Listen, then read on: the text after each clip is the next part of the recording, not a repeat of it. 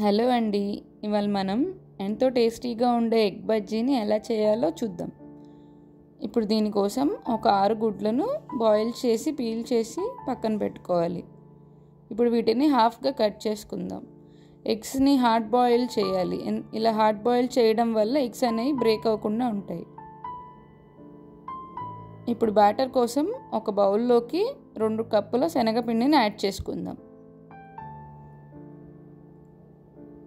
అలాగే ఒక half cup బియ్య పిండిని కూడా యాడ్ చేసుకొని ఒకసారి కలుపుకొని ఇప్పుడు దీంట్లోకి ఒక టేబుల్ స్పూన్ కారాన్ని వేసుకుందాం.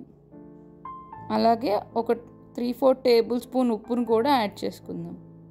ఇవి ఒకసారి అలా మిక్స్ చేసిన తర్వాత ఒక 1/4 టేబుల్ స్పూన్ కుకింగ్ సోడాని కూడా యాడ్ చేసుకుందాం. అలాగే ఒక 1/4 టేబుల్ స్పూన్ అల్లం వెల్లుల్లి పేస్ట్, అలాగే ఒక 1/4 టేబుల్ స్పూన్ గరం మసాలాను కూడా యాడ్ చేసుకుందాం. ఇప్పుడు దీంట్లోకి కొద్దిగా కొత్తిమీరను వేసి బాగా కలుపుకోవాలి.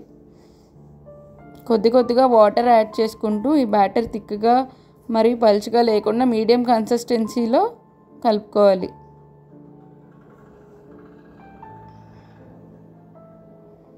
ఇది ఒక 10 నిమిషాలు నాననివ్వాలి. ఈలోపు మనం బాండీలో ఆయిల్ వేసుకొని హీట్ చేసుకోవాలి.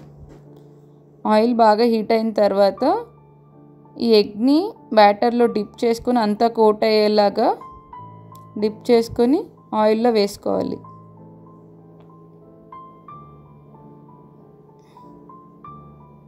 ఇలా ఒక్కొక్క ఎగ్ని బాగా కోట్ చేసుకొని ఆయిల్లో వేసుకోవాలి.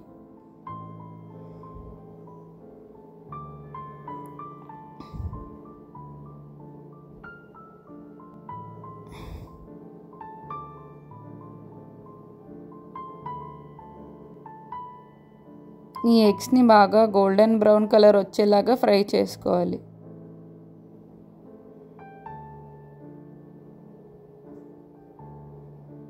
ఒక 5 నిమిషాలు ఫ్రై అయినాక తీసేసుకొని సర్వ్ చేసుకోవాలి.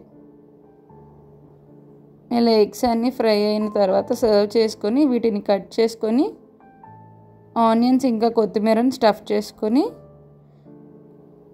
దానిపైన లైట్గా చిల్లీ పౌడర్ స్ప్రింకిల్ చేసుకొని లెమన్ స్క్వీజ్ చేసుకోవాలి. Thanks for watching.